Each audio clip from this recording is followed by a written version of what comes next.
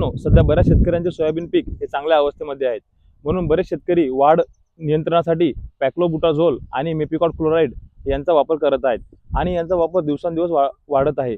परंतु मित्रांनो, यांचा वापर केव्हा आणि किती प्रमाणात करावा हे आपण जेव्हा आपले सोयाबीन पीक 35 ते 40 दिवसाचे होते आणि जर का वाढ जास्त दिसत असेल तर आपण प्रतिपंप 4 ते 5 मिली पॅक्लोबुटाझोल यांची फवारणी घेऊ शकतो. फक्त फवारणी घेताना जर जास्त डोस झाला तर आपल्या सोयाबीनची वाढ खुंटू शकते. जर पिकाची वाढ कमी असेल तर आपण सोयाबीन पिकासाठी फवारणीमध्ये जिब्रेलिक ॲसिड, सायटोकायनिन, 6BA किंवा ऑर्थोसिलिक ॲसिड याचा फवारणी घेऊ शकतात. फक्त फवारणी घेताना योग्य डोस आणि योग्य तज्ञाच्या सल्ल्यानुसारच फवारणी घ्यावी. जर आपल्या सोयाबीन पिकाची अवस्था चांगली असेल तर कोणत्याही घटकांचा वापर करायची आवश्यकता नाही. साधारण अमायनो ॲसिड आणि उच्च कंपनीचे मायक्रोन्यूट्रिएंट आपण फवारणीमध्ये घेऊ शकतो. मित्रांनो, वाढ रोधक वापरल्यामुळे आपल्या सोयाबीन पिकामध्ये बायोकेमिकल आणि फिजिओलॉजिकल प्रोसेस होते.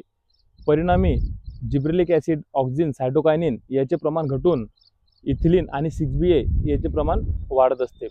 त्यामुळे प्रकाश संश्लेषण प्रक्रिया कमी होऊन आपले सोयाबीन पीक जरगड हिरवं पडते. त्यामुळे बऱ्याच शेतकऱ्यांना वाटते की आपल्या पिकावरती येलो मोझॅकचा व्हायरस आलेला आहे.